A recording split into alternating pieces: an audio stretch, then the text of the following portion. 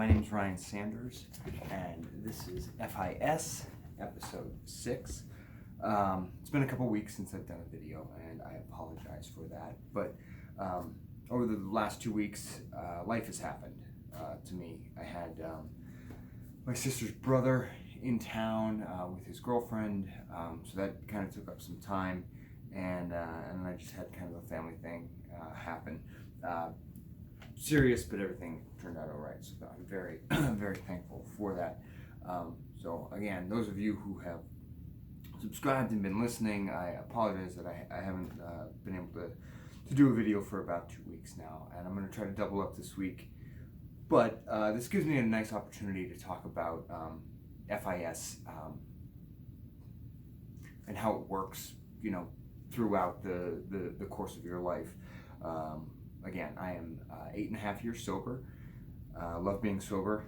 Used FIS to get sober. Again, I am not a therapist. FIS is something that was created as a program that I did for myself. It's a question-based program. With this question-based program, there are 19 questions and 4 lists. You answer the questions however you want. You do the lists in consecutive order because this is your program. It's a program built for you and you alone, and you go through the questions, answer them all, reboot, do them again however you want until you don't have to ask yourself the questions anymore. And that is a place where I live after 8.5 years. However, with my brother-in-law and his girlfriend coming into town, my brother-in-law, he's a great guy, and I love hanging out with him, and I love doing stuff with him. And sometimes what he loves to do is he likes to go out and drink. Again, he is a normal drinker, and I wish that I could be like that. And I very much wish I could be like his girlfriend. I wish I could be like my wife. They all just drink normally. And not only do they drink normally, they drink really, really good beer. And I at the end of my drinking days, I was drinking just the worst beer with the most alcohol. It was cheap, and I never honestly really got to experience some of these IPAs and these Belgian wheats, and just the beer world has exploded, and I don't get to enjoy those things. But that is not me complaining. I get to live life, and I very much enjoy my life and doing these videos and everything that I've accomplished since I quit drinking. So again, I'm not having a pity party, but I do have to know that that idea of really good alcohol and being with really good friends is going to come up, and I'm not 100% perfect, and I stumble and I fall and I think about drinking. And sometimes I just really, really want to drink. Like, even tonight I thought about a drink, and I had to go into one of these questions, and I called a buddy of mine who's actually a drinker. But what I want to do tonight is I want to tell you about how you use FIS in practice after you've quit asking yourself the 19 questions. Like, okay, I don't need FIS anymore. I live a sober life. But what if something comes awry? What if something happens that I need to go to FIS? So I'm just going to give you what I did and how I put FIS into practice years after I've done the questions every day and gotten through and asked myself the tough stuff.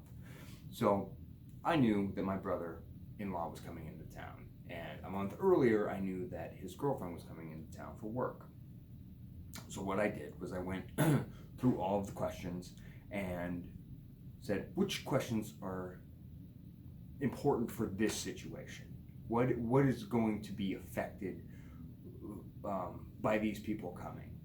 And again, this isn't to make them feel bad. This is what I need to do to have a blockade and be able to be the fun-loving person that I am without having a drink or being encouraged to drink or want to drink or anything like that. So what I did was I went through all of the questions and all of the lists, realizing I didn't need to touch any of the lists. I didn't need to go through the lists.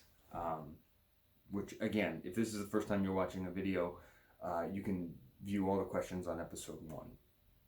But I went through them all, and I found that there were 8 questions that I needed to answer and go through briefly, just to make sure my base was good, to make sure I was ready for them to come into town, and I was ready to say no to going out, or to say, hey, we need to leave the bar, we need to get out of here and get home safely.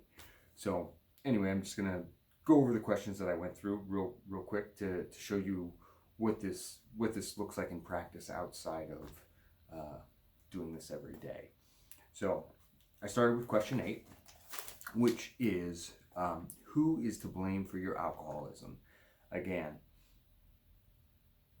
if you haven't really gotten into the questions, I've answered that question. It's one of the hardest questions to answer, to take that kind of responsibility, but I answered that question.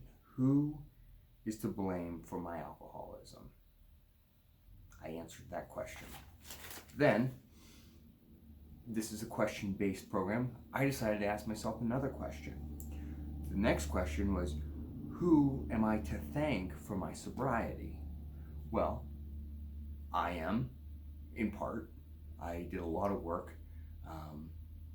I also owe a big thanks to a number of people, and I wrote all those people down on a list. I took their names and I wrote them down, and I thought about everything that each one of those people did for me, and that I would hate to disappoint this big group of people, because some people are coming into town or some life situation is happening, and that I would have to go to each one of these people and tell them that I messed up and I had a drink and I fell off the horse, and that would just devastate me to have to do that. And so that's why I wrote the list and went through all the things that those people did for me. And the last person on that list is my higher power, which leads me to question 19.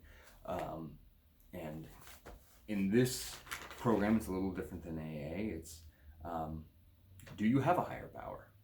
Well, going through FIS, I've realized that I do have a higher power. So I prayed to my higher power. I talked to him, hoping to get some answers, hoping to be enlightened, and hoping just to be blessed. Next, I went to question 18, which is... Wow, there's so many questions. Hold on. My notebook. It's just getting crazy. I need to do a better job. I need to be better. Yeah, question 18. What are my life ambitions? So I went through, what my next 5 years looks like. My next 5 years looks like this, and if I mess up tonight, I'm going to mess up those life ambitions. Not only are some of those life ambitions my life ambitions, they're my daughter's life ambitions. I want to have a financial structure for her, and if she wants to do stuff, I want to be able to give her that as her dad. And if I go and have some drinks and just start to lie and have drinks later on in the week, and my wife doesn't know and nobody knows, I start sneaking around, and there goes that money. It starts leaving, and then I start lying. It's not something I want to do, and I need to just refocus and retell myself that those kinds of things. Next, I went right into question 17, which is, what have I gained in my sobriety? And it's so much. And I wrote a list down. I probably didn't even nail everything. Again, the wanting to drink when my brother-in-law was in town, yeah, it was there, but it wasn't like oh my God, we're just gonna get shit-faced, it's gonna be crazy and awesome, but there was this underlying tone that, like, oh man, it would just be so nice to have a drink with him. So I didn't get too deep into this question, but I just hit some of those major life accomplishments that I've done in these past 8.5 years. Always, you know, nice to go through that and be able to give yourself a tap on the shoulder. And then I went to question, that was 17 that I just told you about. So 17, I went into 12, which, are you prepared to establish firm boundaries in your life to stay sober? This question is a very tough thing to do, where you have a best friend and you have to say, I'm not going to have a drink. Go fuck yourself. I'm leaving. I'm out. I'm done. You can't treat me like that. I'm not drinking, and don't try to make me drink. You know, that was a situation that I went through, and you have got to be in this super selfish. You have to be so selfish in your sobriety.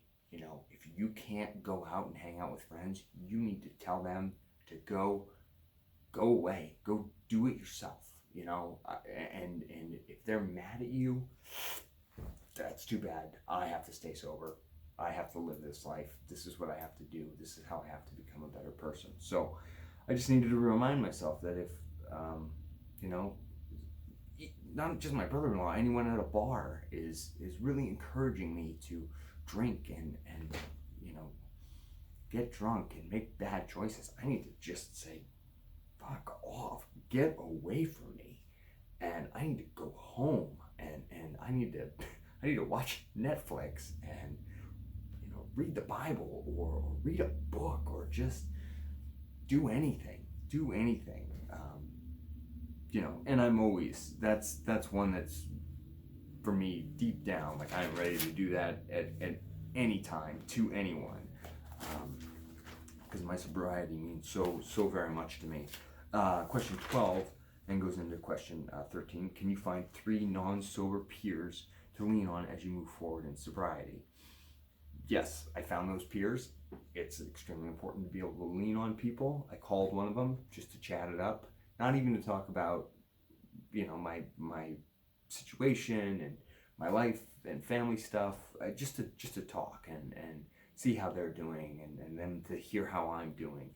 And then question 14, I just called one of those people. I still have them all today. Actually, in this one, can you find 3 sober peers to lean on as you move forward in sobriety? One of my non-sober peers doesn't actually know he's one, which is kind of a funny thing that you can do in this program. Yeah, so I called a sober peer to actually really touch in on some stuff and just, you know, check in on them, check in on myself.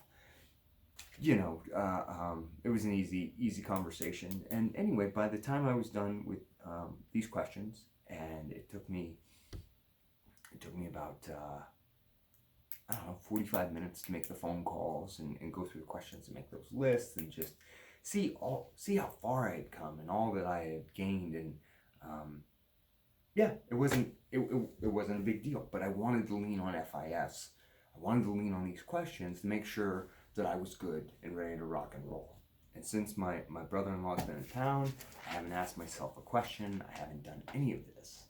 I've just lived my life. And that's the beautiful thing of this program, is you go to the questions when you need the questions, as long as you're extremely honest with yourself.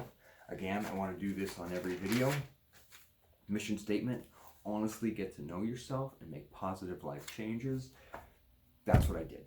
That's what I did here. I made good choices, and I was honest with myself. And me and my brother-in-law and his girlfriend, and we had a great time. The life event that happened, we got through it unscathed, and everyone was stronger. And so anyway, that is what FIS looks like outside of the grueling through each question for weeks on end. So anyway, love to get to question 4, talk about question 4 coming up this week. And anyway, hope you enjoyed the video. I hope you're doing well, and I hope you're staying sober. Again, please subscribe if you can. Share this video with somebody. get the conversation going, get the ball rolling. Sobriety is a great thing, and we hope to save a lot of lives here. So thanks for listening.